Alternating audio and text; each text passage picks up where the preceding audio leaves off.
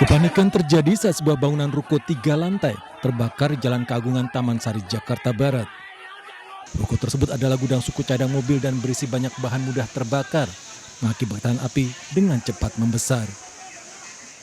Warga dan damkar berusaha keras melokalisir api agar tidak merambat ke bangunan di sekitarnya. Tidak ada yang mengetahui pemicu kebakaran. Api tiba-tiba muncul di lantai 1, langsung membesar, merambat ke lantai 2 dan 3. Kita berusaha untuk membuka pagernya sama warga bersamaan untuk membuka menjebol pagar itu. Nah, dan alhamdulillah berhasil sama warga untuk evakuasi pertama. Dan alhamdulillah gak lama kemudian tim pemadam datang, Pak. 17 armada damkar Jakarta Barat dikerahkan ke tempat kejadian. Tidak ada korban jiwa dalam kebakaran ini. Saat kebakaran, ruko dalam keadaan kosong tanpa aktivitas. Dari Jakarta, Mitol Gani melaporkan.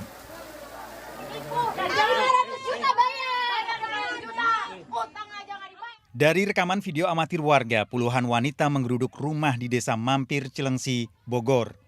Para wanita datang untuk menagih arisan yang tidak terbayarkan. Bayar uang yang titin-tiputin. Keesokan harinya warga kembali datang, melanjutkan penagihan arisan, namun rumah sudah dalam kondisi kosong. Warga yang berusaha mendobrak pintu dihalangi polisi yang menjaga keamanan.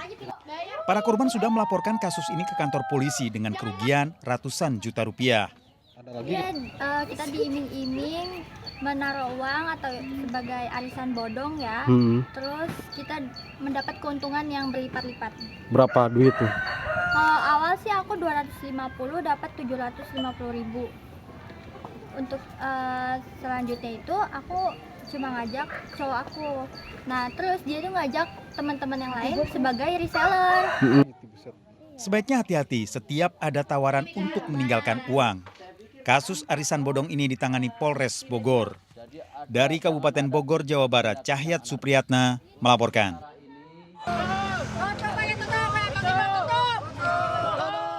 Ratusan warga mendatangi pabrik minuman keras di kawasan industri modern Cikande, Serang, Banten. Pabrik yang memproduksi miras golongan B ini telah lebih dari setahun beroperasi dengan kandungan alkohol mencapai 20%. Para pendemo pun menuntut pabrik segera ditutup. Kita tahu bahwa minuman keras itu sudah jelas bahwa bukan mendatangkan kebaikan tetapi keburukan bagi generasi muda. Ratusan warga akan kembali berunjuk rasa dengan massa yang lebih banyak jika tuntutannya tidak dipenuhi. Dari Serang, Banten, Maesa Apriandi melaporkan.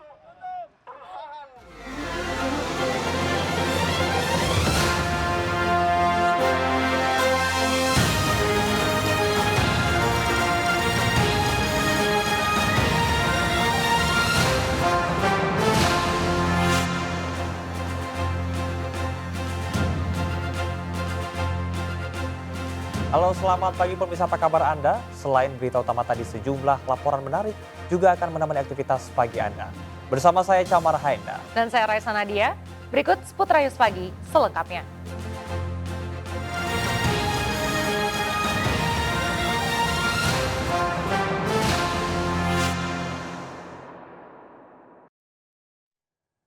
Pemirsa, sidang peninjauan kembali yang diajukan Saka Tatal usai digelar di Pengadilan Negeri Cirebon, Jawa Barat. Rupanya kemunculan Saka Tatal di depan publik mengundang simpati warganet. Banyak yang mengirimkan hadiah untuk Saka, bahkan diantaranya dari luar negeri.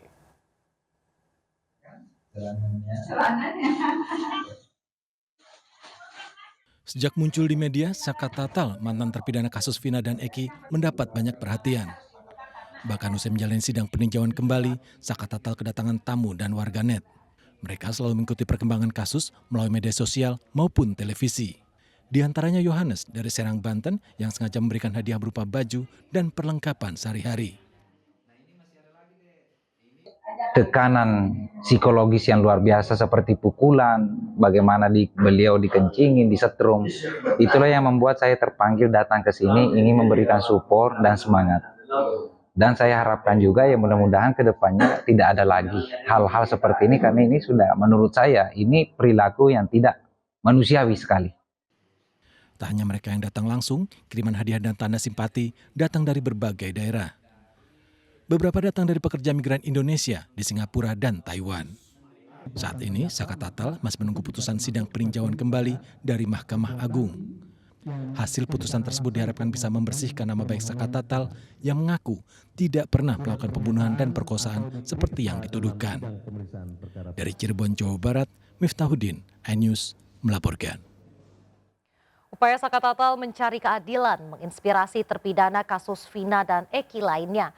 Rivaldi alias Ucil, salah satu terpidana, akhirnya berencana mengajukan peninjauan kembali ke Pengadilan Negeri Cirebon, Jawa Barat. Sejumlah novum atau bukti baru telah disiapkan. Lebih jelas kan gitu. Kan tulisannya kabur. Ya kan, Andika. Upaya pengajuan kembali terpidana Rivaldi alias Ucil disampaikan kuasa hukumnya Cindy Sembiring. Tim kuasa hukum telah menyiapkan sejumlah novum atau bukti baru, diantaranya bukti surat atau identitas Rivaldi yang tidak pernah berganti nama menjadi Andika. Bukti tersebut disampaikan karena dalam BAP 2016, selama ini Andika dituduh sebagai pelaku pembunuhan Vina dan Eki. Dalam BAP 2016 juga disebutkan bahwa Andika adalah nama alias Rivaldi. Orang tua Rivaldi juga yakin saat peristiwa itu terjadi anaknya berada di kawasan Pandesan, Kota Cirebon bersama teman-temannya. Dan akte kelahirannya juga tetap namanya Rivaldi Aditya Wardana bin Asep Kusnadi. Tidak pernah diganti menjadi Andika siapa gitu, tidak pernah. Dan kami juga akan membawakan beberapa saksi yang pada saat tanggal 27 itu bahwa Rivaldi itu sedang bermain dengan mereka, sedang berkumpul sama mereka sampai pagi. Ya kan? Sedangkan kejadian itu kan di tanggal 27 jam 10, kan nggak mungkin toh. Saksi-saksi temennya yang udah pada muncul mau berjuang buat Rivaldi. Saya ucapkan terima kasih buat semua teman-temannya yang mau membantu Rivaldi.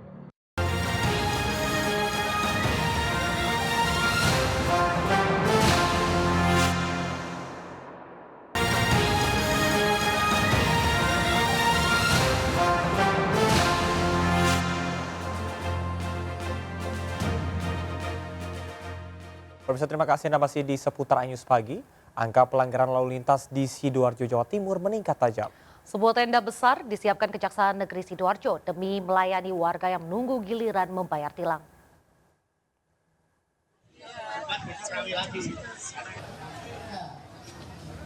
Ribuan warga mengantri di kantor Kejaksaan Negeri Sidoarjo, Jawa Timur. Warga bermaksud membayar denda tilang usai diputuskan pengadilan. Agar tertib, pihak Kejaksaan Negeri Sidoarjo memberikan pelayanan dengan nomor antrian.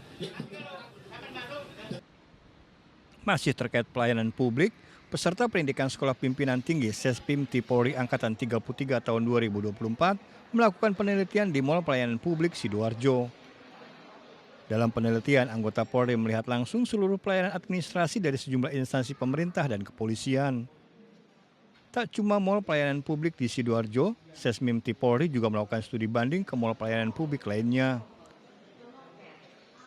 Untuk kemudian nanti kami bisa kolaborasikan, kemudian bisa aplikasikan kepada pelayanan yang ada di kepolisian. Harapannya tentu pelayanan yang ada di kepolisian akan lebih bagus lagi, dan juga tentu kita melihat tadi akan lebih banyak untuk memangkas birokrasi yang ada. Hasil penelitian akan diaplikasikan ke sejumlah kantor polisi di seluruh daerah di Indonesia. Dari Sidoarjo, Jawa Timur, Pramono Putra melaporkan. Harga sejumlah komoditas bahan pokok di pasar tradisional Jakarta naik hingga 2 kali lipat. Di Pasar Palmerah, harga cabai rawit merah tembus hingga Rp100.000 per kilogram.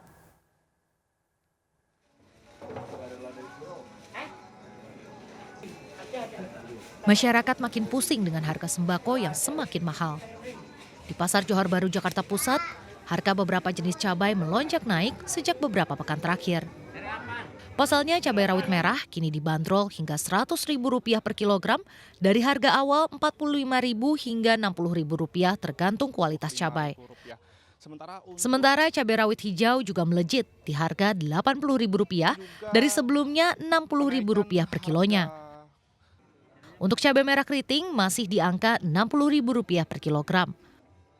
Pedagang menduga kenaikan dipicu oleh gagal panen. Rawit merah. Terus kalau cabai yang ini standar sih, cabai rawit itu cabai keriting sama cabai rawit hijau juga naik. Rawit merah ini di angka berapa? 100.000. 100.000 dari harga sebelumnya mungkin, Bu? Harga sebelumnya 40.000. Hampir sebulan ya, Lek ya? Iya. Hampir sebulan.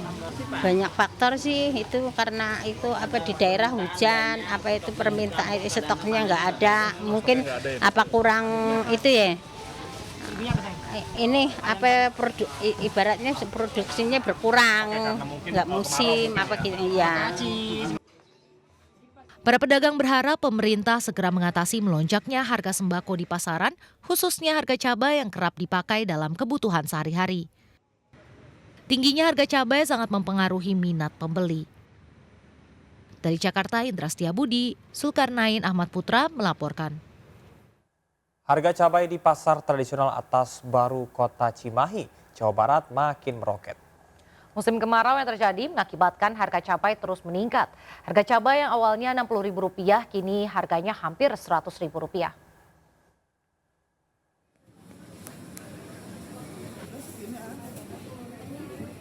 Dua pekan terakhir, harga cabai terus naik dan kini melambung tinggi di pasar tradisional Atas Baru Kota Cimahi.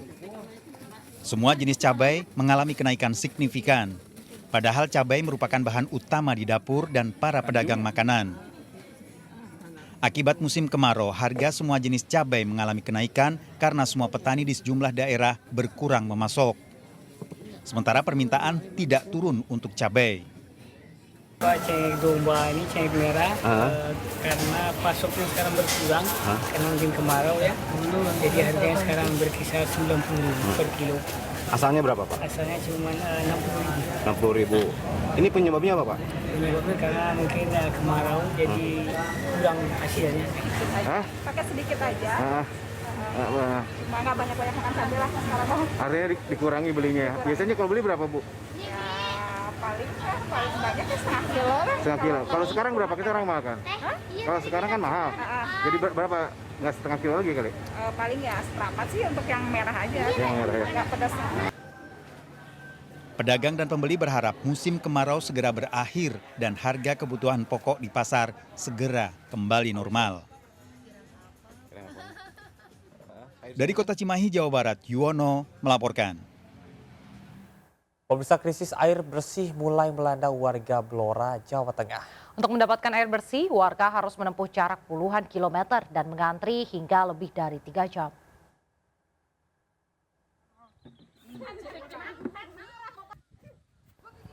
Para ibu warga desa Kamolan, Blora, Jawa Tengah ini sedang mengantri dengan sabar demi mendapatkan air bersih untuk keluarga. Meski sumur yang berada di kawasan desa Sendang yang sebulan terakhir ini menjadi harapan warga karena airnya semakin sedikit.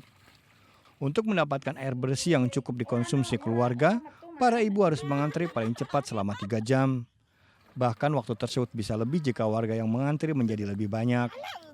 Ditambah jarak desa Kamolan dengan desa Sendang sejauh 51 km.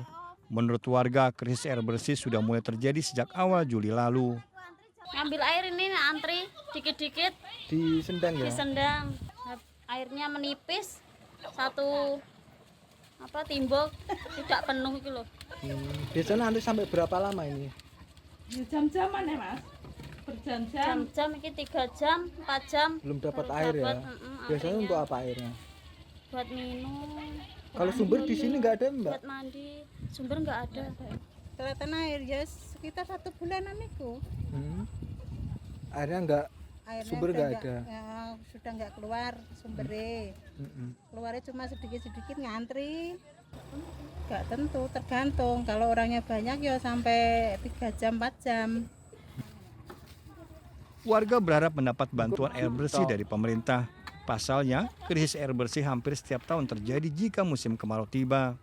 Dari Blora, Jawa Tengah, Heri Purnomo melaporkan. Inspektorat Jenderal Kementerian Perdagangan Kemendag, Ahmad Lutfi, mengisyaratkan dirinya siap maju dalam kontestasi Pilkada Jawa Tengah. Menurutnya, pemimpin yang baik tidak pernah pensiun dalam pengabdian dimanapun berada.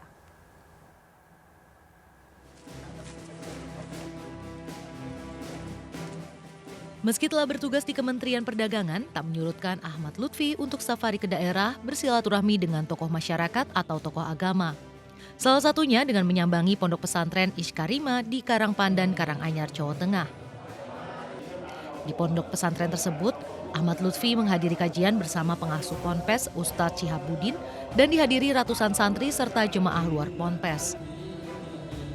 Ia menyebut peran Ponpes dinilai sangat penting sebagai garda terdepan dan benteng terakhir terkait degradasi moral bangsa Indonesia. Disinggung mengenai kontestasi di Pilkada Jawa Tengah, menyusul dukungan dari partai politik dan relawan, Ahmad Lutfi tidak menjawab secara tegas, namun mengisyaratkan kesiapannya. Menurutnya pemimpin yang baik tidak boleh pensiun dalam pengabdian dimanapun berada. Pemimpin-pemimpin yang baik tidak boleh pensiun. Jika pensiun karena usia dan regulasi, boleh-boleh saja.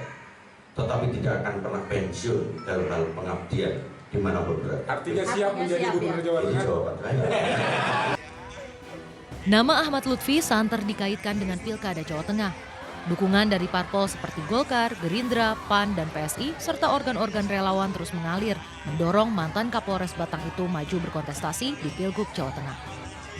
Dari Karanganyar, Jawa Tengah, Zanuar Setiaji melaporkan. Partai pendukung Bobi Nasution untuk maju di Pilgub Sumatera Utara terus bertambah. Setelah sejumlah partai dari Koalisi Indonesia Maju, kini giliran PKS yang secara resmi mengusung menantu Joko Widodo untuk menjadi orang nomor 1 di Sumatera Utara.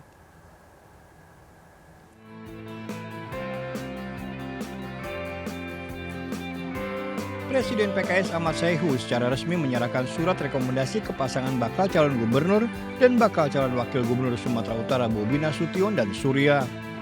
Dengan rekomendasi dari PKS, semakin bertambah dukungan terhadap menantu Presiden Joko Widodo tersebut pada kontestasi Pilkada mendatang.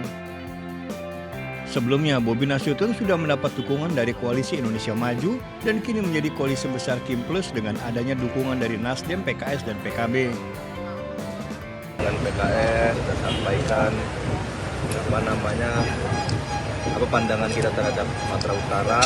Dan alhamdulillah pandangan dari kami, dari saya dan seluruh tim untuk Sumatera Utara ini sejalan juga dengan pandangan PKS untuk membangun Sumatera Utara. Bakal calon wali kota Medan Rida Darmajaya menerima surat rekomendasi dari PDI Perjuangan. Sebelumnya, akademisi Rida Darmajaya juga telah menerima surat rekomendasi dari Partai Kebangkitan Bangsa. Selain Rida Darmajaya, dari bursa bakal calon wali kota Medan ada nama lainnya yakni Riko Waas dan mantan wakil wali kota Medan Aulia Rahman. Dari Medan, Sumatera Utara, Ahmad Ridwan Nasution melaporkan. Pemirsa, Wali Kota Medan Bobi Nasution enggan berkomentar usai namanya disebut-sebut dalam sidang tindak pidana korupsi dengan terdakwa mantan Gubernur Maluku Utara Abdul Ghani Kasuba. Istilah Blok Medan muncul usai Kepala Dinas ESDM Provinsi Maluku Utara Suryanto Andili menjadi saksi di Pengadilan Tipikor Maluku Utara.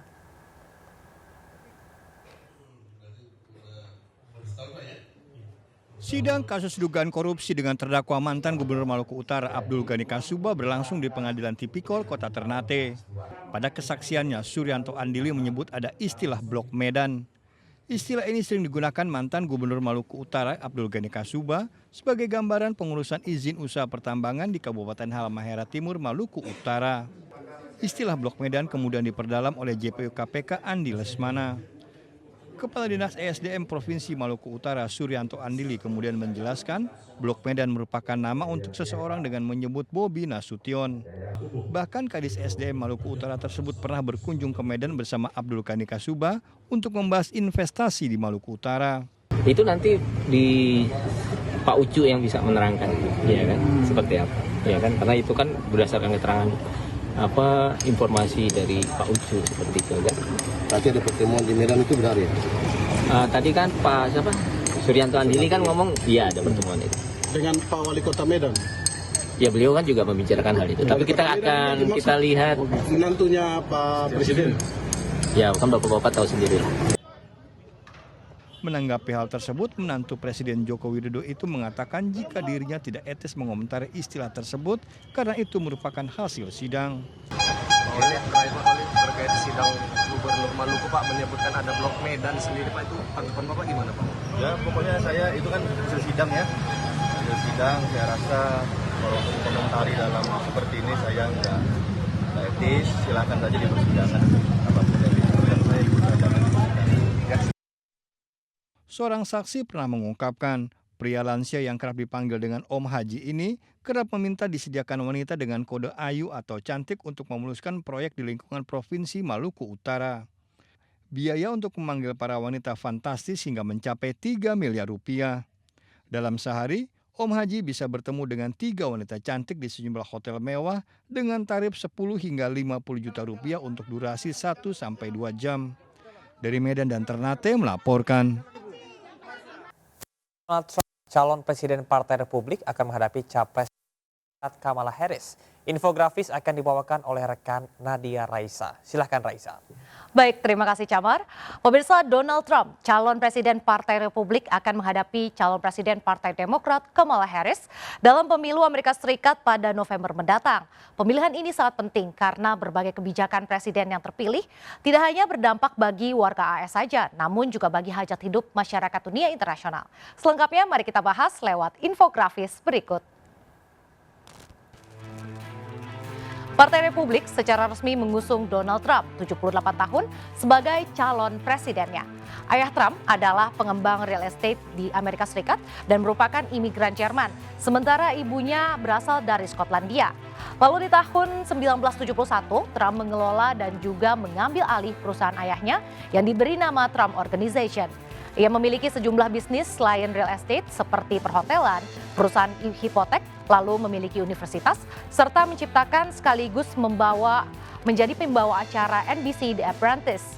Hingga pada November 2016, ia pun akhirnya terpilih sebagai presiden ke-45 Amerika Serikat, mengalahkan kandidat Partai Republik Hillary Clinton. Sementara 2 Agustus lalu, Partai Demokrat barulah secara resmi mengusung Kamala Harris yang berusia 59 tahun sebagai calon presidennya. Ia mengawali karirnya sebagai jaksa di wilayah San Francisco pada tahun 2003. Lalu pada 2010 ia terpilih menjadi Jaksa Agung California. 2016 Harris memenangkan kursi Senat di Amerika Serikat. Hingga di tahun 2020 Harris pun dipilih oleh Joe Biden sebagai wakil presiden. Harris merupakan perempuan pertama dan orang kulit berwarna pertama yang menjadi wakil presiden. Presiden Amerika Serikat dipilih berdasarkan jatah suara negara bagian yang disebut dengan electoral vote. Tiap negara bagian mendapat alokasi electoral vote berbeda-beda tergantung jumlah penduduknya. Misalnya saja, California yang berpenduduk terbanyak di Amerika Serikat memiliki jatah 54 electoral vote. Lalu Alaska yang memiliki penduduk paling sedikit memiliki jatah 3 electoral vote. Walau hanya selisih 1% di suatu negara bagian, seorang capres akan dinyatakan memenangkan seluruh jatah electoral vote. Dalam pemilu terakhir, 44 hingga 45 negara bagian dari total 50 negara bagian di Amerika Serikat konsisten memilih calon dari Republik ataupun Demokrat. Jika negara bagian konsisten memilih calon dari Republik, maka disebut dengan red state. Sementara yang konsisten memilih calon dari Demokrat akan disebut dengan blue state. Lalu sisanya ada istilah negara bagian dengan suara mengambang yang disebut dengan swing state atau purple state. Dalam jajak pendapat Reuters, Harris mengungguli Trump dengan 43% pemilih terdaftar, sementara Trump di 42%.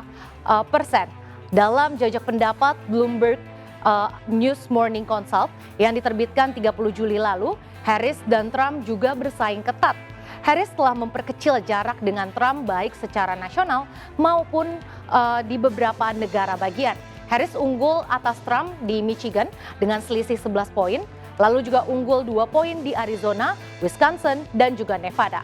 Sementara Trump unggul 4 poin di Pennsylvania dan unggul 2 poin di North Carolina. Sementara keduanya imbang di Georgia.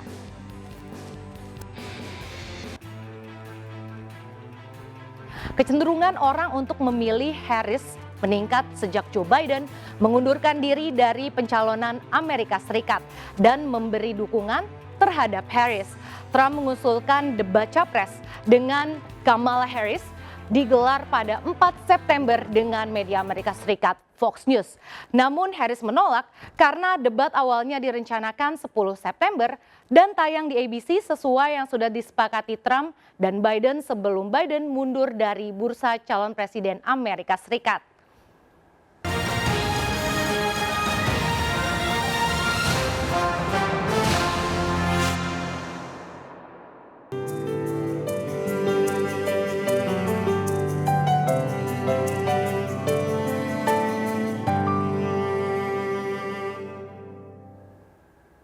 Beternak dan mengembangkan burung tekukur jadi peluang usaha yang menghasilkan cuan hingga puluhan juta setiap bulannya. Ya, di Kabupaten Kebumen, Jawa Tengah, seorang pria sukses mengembangkan tekukur dengan metode kawin silang.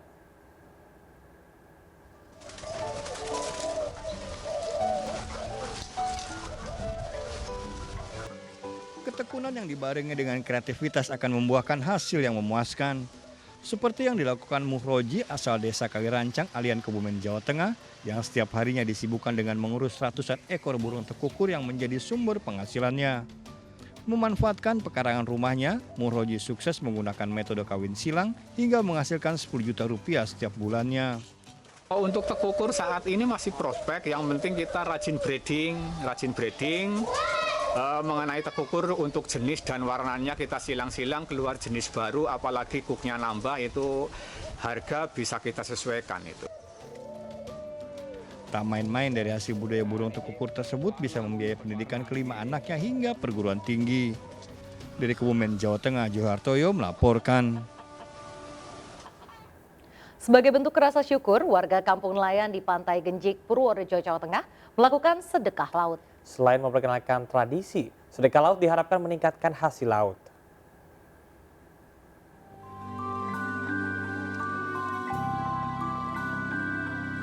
Ribuan warga memadati Pantai Genjik di Kecamatan Gerabak, Purworejo, Jawa Tengah. Warga memadati acara sedekah laut untuk mempertahankan tradisi yang sudah berlangsung ratusan tahun dan memperkenalkannya kepada generasi muda. Pada acara sedekah laut ini, nelayan setempat melarung sejumlah sesaji dan berharap hasil laut di tahun-tahun mendatang akan meningkat.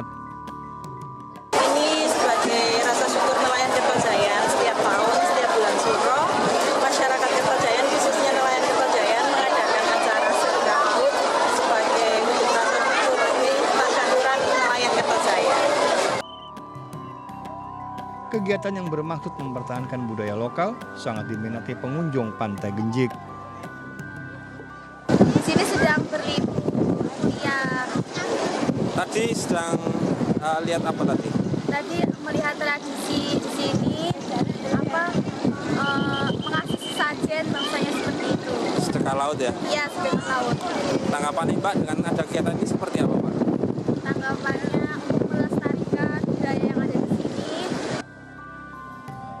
Budaya lokal harus tetap dikenal di era globalisasi. Dari Purworejo, Jawa Tengah, Johartoyo melaporkan. Pemirsa, jika main-main ke pusat kota Bandung dan sudah bosan dengan makanan kekinian, Anda bisa mampir ke warung lodeh dengan nuansa tradisional. Ya, yang paling unik ada menu ikan salmon yang dijadikan bintang utama dalam olahan lodeh. Penasaran? Berikut liputannya untuk Anda.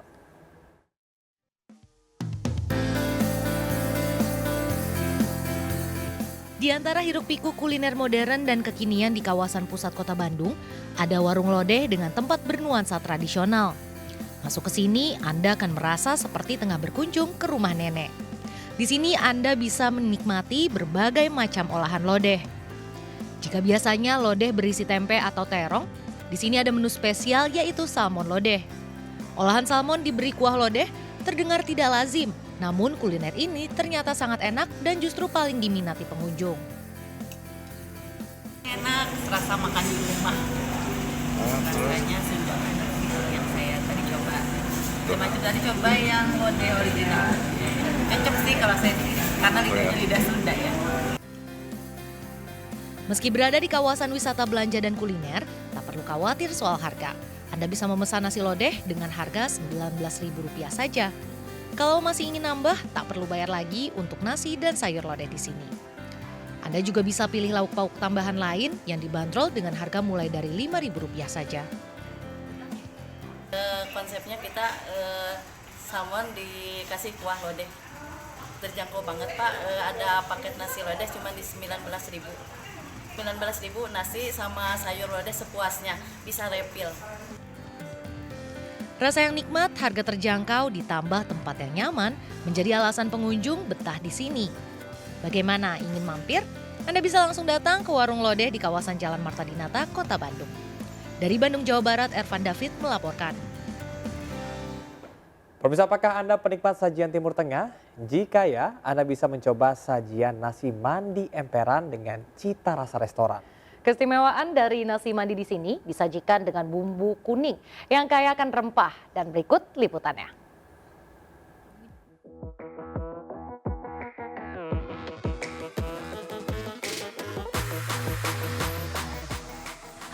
Siapa yang tak tergoda dengan sajian yang satu ini? Iya, nasi mandi. Iya, nasi mandi ini biasanya ditemui di berbagai restoran mewah berkonsep Timur Tengah. Tapi berbeda di tempat ini, tepatnya di Warung Anim Tingkir, Kota Salatiga, Jawa Tengah. Mengusung tema sederhana, layaknya warung emperan, cita rasa sajian nasi mandi di sini juga tak kalah istimewa. Keistimewaan dari nasi mandi emperan ini, selain menggunakan beras nasi basmati, bumbu ayam diracik dengan bumbu kuning yang kaya akan rempah. Untuk pembuatan nasi mandi di sini pun cukup mudah. Pertama, siapkan bumbu rempah seperti lada hitam dan lada putih, kapulaga, bunga lawang, jinten, ketumbar bubuk, cengkeh, bawang putih dan bawang merah, kayu manis, gula, garam, margarin, bawang bombay, cabai hijau, dan kismis. Kemudian tumis semua bumbu rempah hingga harum, lalu tambahkan air secukupnya ke dalam tumisan bumbu. Masukkan bubuk kunyit untuk memberikan warna kuning khas nasi mandi. Setelah bumbu matang, masukkan potongan ayam ke dalam campuran bumbu, lalu masak hingga benar-benar matang. Nah, sambil menunggu ayam matang, rendam beras basmati dalam air selama beberapa menit. Setelah ayam matang, angkat dan tiriskan ayam beberapa saat. Agar kaldu tak terbuang, gunakan untuk menanak beras basmati hingga masak. Ini dilakukan juga untuk membuat cita rasa nasi yang lebih otentik. Untuk mendapatkan tekstur dan warna ayam yang menarik pada ayam, bakar potongan ayam yang telah dimasak hingga kecoklatan. Terakhir, beri garnis berupa irisan bawang bombay, cabai hijau, dan taburan kismis yang membuat nasi mandi di sini semakin sempurna. Biasanya mungkin dapat menjumpai di restoran-restoran mewah dan mahal, mungkin dalam kisaran berapa lah. Kalau di sini dengan tempat yang sederhana bisa menikmati makanan yang cukup mewah, enak juga. Kalau untuk porsi sendiri menurut saya cukup besar ya Mas ya, relatif besar dan juga memuaskan sih. Nasi mandi istimewanya adalah satu nasi ini benar-benar nasi asli dari khas Timur Tengah. Dan berasnya pun juga beras yang berasal dari Timur Tengah. Jadi sedikit agak beda dan ini berasnya juga beras impor karena di Indonesia jadi beras-beras yang basmati kayak itu belum bisa banyak didapatkan tuh di Indonesia. Untuk bisa menikmati nasi mandi emperan di sini, Anda hanya perlu merogoh kocek Rp35.000 hingga Rp45.000, lengkap dengan lauk ayam yang menggugah selera. Nah, bagi pengunjung yang menginginkan nasi mandi dengan lauk kambing juga bisa melakukan pemesanan terlebih dulu. Dari Salatiga, Jawa Tengah, Taufik Budi Nur Cahyanto, iNews melaporkan. Pemirsa, lomba layang-layang selalu menarik perhatian, apalagi yang satu ini, lomba menerbangkan layang-layang di tengah danau. Lomba layang-layang ini digelar di Waduk Dharma, Kabupaten Kuningan, Jawa Barat. Semakin unik karena para peserta menerbangkan layang-layang dari atas perahu nelayan.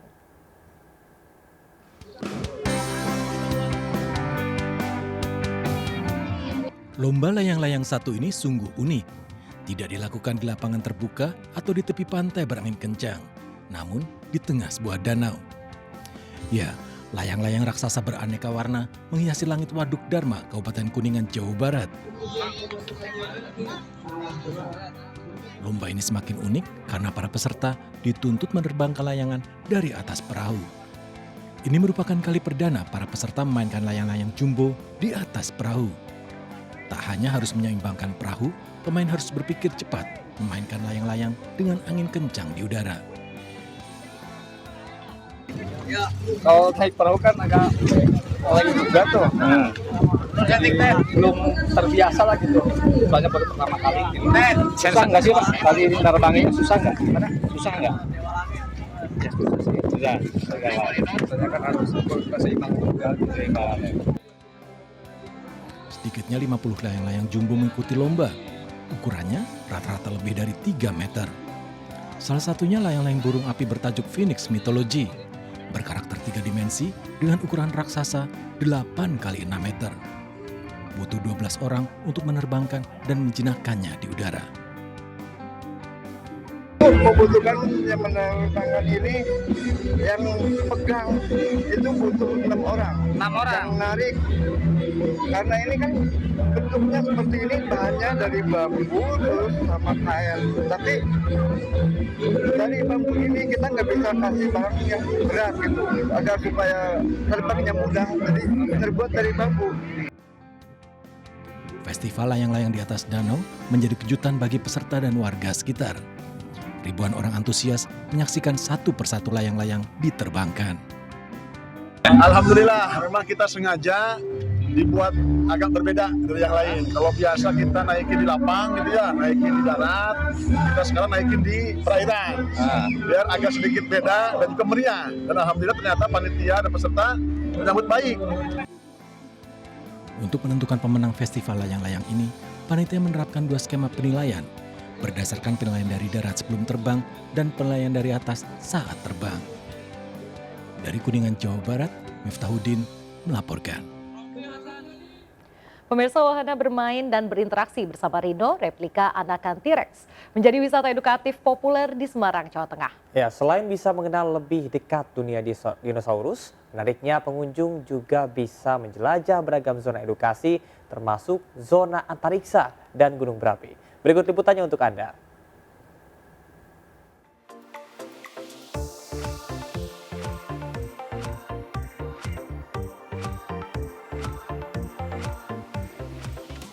Rhino atau baby T-Rex ini sungguh menggemaskan. Ya, pengunjung terutama anak-anak bahkan berlomba menyentuh replika satwa purba ini. Menariknya, Rhino dibuat seolah hidup dengan gerakan dan suara yang mirip aslinya. Maka tak heran Rhino menjadi pusat perhatian para wisatawan yang datang. Selain memberikan edukasi mengenal dunia dinosaurus, sejak kini pengunjung terutama anak-anak juga bisa merasakan langsung kehidupan di zaman dinosaurus dengan cara yang menyenangkan. Keseruan di wahana petualangan Galileo Semarang, Jawa Tengah ini juga menyuguhkan beragam zona interaktif wisata edukasi lainnya. Seperti zona gunung berapi, zona replika dan kerangka Jurassic, zona anatomi manusia dan panca indera, hingga zona antariksa yang bisa mengedukasi anak-anak mempelajari dunia luar angkasa.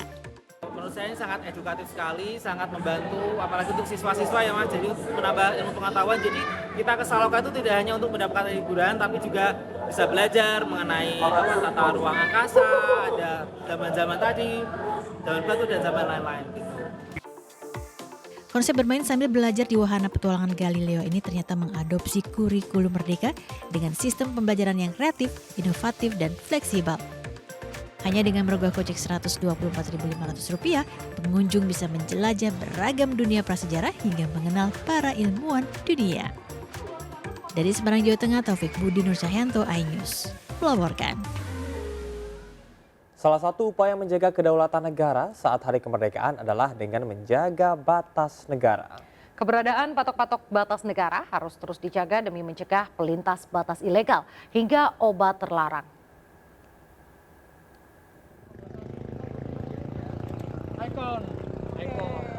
Usai briefing singkat, menggunakan kendaraan double kabin, tim dari Badan Nasional Pengelola Perbatasan melakukan survei jalur tak resmi batas negara Indonesia-Malaysia di Kabupaten Sintang, Kalimantan Barat. Tak mudah menjangkau batas negara, tim harus melewati hutan hingga melintasi sungai berarus deras. Tak jarang pula mobil dari tim Badan Nasional Pengelola Perbatasan terperosok saat melewati jembatan kayu yang dibuat secara swadaya oleh warga lokal. Namun kerja tim terbayar setelah berhasil menjangkau lokasi yang kerap digunakan warga pelintas batas kedua negara Indonesia-Malaysia. Jalur tak resmi kerap digunakan warga untuk memenuhi kebutuhan sehari-hari. Namun tak jarang juga digunakan oleh pihak-pihak yang tidak bertanggung jawab untuk menyelundupkan narkoba. Usulkan untuk titik-titik tertentu kita tutup secara permanen. Nah, bentuk penutupannya seperti apa? Nanti akan kita pikirkan bentuk konstruksi yang lebih tepat untuk setiap titik, karena mungkin berbeda antar titik. Sehingga survei jalur tak resmi sangat diperlukan untuk meningkatkan jalur tak resmi menjadi resmi, bahkan tak menutup kemungkinan membuka pos lintas batas negara. Yang pertama, beberapa titik akan kita usulkan untuk menjadi titik perlintasan resmi. Nah, untuk itu tentu ada kebutuhan untuk memperkuat diplomasi perbatasan melalui forum lintas batas negara dua negara, RI Malaysia, khususnya melalui forum Sosek Malindo. Yang kedua, sebagian akan kita usulkan untuk diintegrasikan pelayanannya antara Satgas Pamtas dengan unit-unit pelayanan lintas batas negara, khususnya dan yang mendesak itu adalah dengan imigrasi. Pelaksanaan survei ini tentu saja bukanlah hal yang mudah, mengingat perbatasan Indonesia-Malaysia di Kalimantan Barat didominasi oleh geografis pegunungan dan perjalanan yang sangat menantang. Dari Kabupaten Sintang, Kalimantan Barat, Trianto melaporkan. Pemirsa, jelang Hari Peringatan Kemerdekaan Republik Indonesia, warga mulai berburu atribut bendera merah putih di Pasar Jatinegara, Jakarta Pusat. Harga yang murah dan juga banyaknya jenis ukuran bendera membuat para pembeli memilih berbelanja bendera di Pasar Jatinegara. Berikut laporan Syahriza Zanski bersama juru kamera James Jasin. Pemirsa, jelang perayaan Hari Kemerdekaan Republik Indonesia, ini banyak sekali sejumlah pedagang musiman yang mulai berjualan atribut ataupun bendera bernuansa merah putih. Dan saat ini saya sedang berada di Pasar Jatinegara, di mana banyak sekali masyarakat yang mengunjungi berbagai toko di sini. Dan saya akan mengajak Anda untuk berbincang kepada salah satu pembeli di sini dan alasan mengapa ia memilih belanja bendera di sini. Ibu, selamat pagi Ibu. Ibu, aku mau nanya Ibu, kenapa Ibu memilih borongan belanja bendera merah putih ini di sini, Bu? Di sini lengkap dan nyaman tempatnya, alhamdulillah. Ya pokoknya banyak dan tiap tahun ganti. Orangnya sih baik-baik, jadi bisa ditawar gitu ya. Berarti Ibu siap merayakan demi nasionalisme ya? Ya, saya senang. Setiap tahun sekali kan patut dirayakan. Baik Ibu, terima kasih Ibu atas waktunya. Oke. Baik, memang ini menjadi tempat ataupun destinasi favorit bagi para masyarakat untuk berbelanja, mengingat ini para produk bendera merah putih ini dijual dari harga Rp10.000 hingga Rp500.000 per piece-nya. Dan juga diharapkan bagi Anda yang masih kebingungan, Anda bisa datang ke Pasar Jatinegara ini untuk menunjukkan rasa nasionalisme Anda kepada negara. Dari Jakarta, Syahriza Zanski, Jamie Jasin, iNews melaporkan. Pemirsa, Partai Perindo menyerahkan surat rekomendasi bagi bakal calon kepala daerah di Kupang, Serang Barat, Jayapura, dan Alor. Rekomendasi ini menjadi komitmen Partai Perindo dalam menyiapkan pemimpin terbaik di daerah.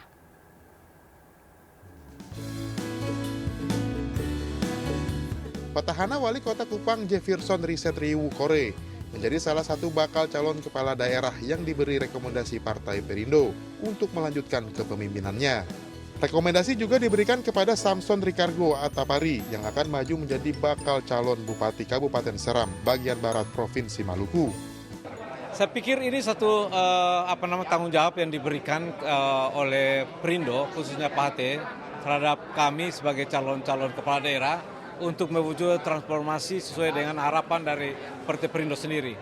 Ya, yang pasti kita menyampaikan apresiasi dan terima kasih ya atas kepercayaan Partai Perindo yang mendukung dan mengusung kita di Pilkada Kabupaten Seram bagian Barat. Dukungan juga diberikan kepada bakal calon Wali Kota Jayapura Abisai Rolo dan bakal calon Bupati Alor Immanuel Blegur yang akan membangun daerahnya menuju sejahtera. Intinya adalah kesejahteraan masyarakat ya. Kesejahteraan masyarakat kita kepada pendidikannya, kesehatannya, bahkan infrastruktur lainnya yang sudah dikerjakan oleh wali kota sebelumnya yang belum selesai, yang merupakan kepentingan umum masyarakat, itu kita lanjutkan. Sebenarnya ada kurang lebih 9 persoalan pokok di daerah. Yang pertama adalah soal kemiskinan, yang kedua soal stunting, dan yang ketiga soal pertumbuhan ekonomi, 4 pembangunan kesehatan, 5 pembangunan pendidikan, 6 itu pembangunan infrastruktur. Partai Perindo akan bergerak untuk memenangkan para calon kepala daerah yang didukungnya untuk mencapai Indonesia sejahtera. Dari Jakarta, Dilami Aulia Muhammad Zulkarnain, iNews melaporkan. Anies Baswedan dan Sandiaga Salahuddin Uno hadir memberikan materi dalam Mukernas Partai Perindo di Jakarta Concert Hall, Jakarta. Anies dan Sandiaga berbagi pengalaman dalam membuat kebijakan selama berada di pemerintahan.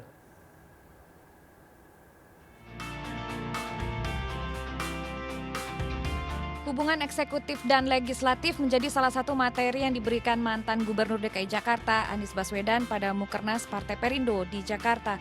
Anies juga berbagi pengalamannya selama memimpin Jakarta baik dalam membuat kebijakan maupun melayani masyarakat.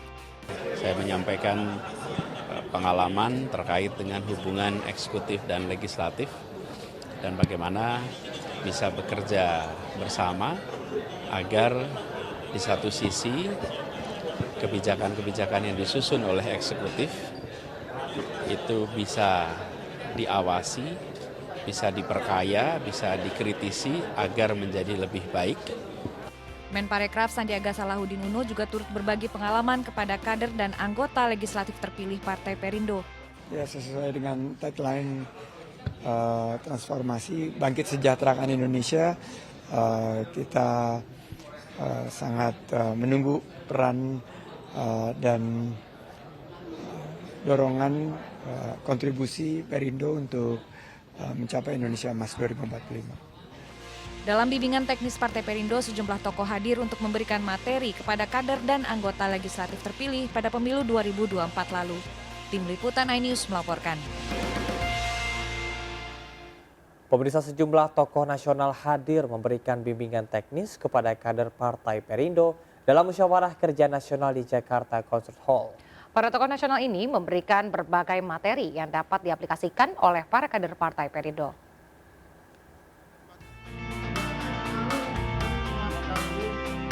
Bimbingan teknis menjadi salah satu agenda utama Mukernas Partai Perindo. Menghadirkan sejumlah tokoh nasional, politisi PDIP Adian Napitupulu memberikan materi mengenai karir panjangnya sebagai politisi yang mengedepankan integritas dan kapasitasnya dalam meraih dukungan. Ya, gue cuma cerita pengalaman, cerita tentang perjalanan apa yang gue lakukan.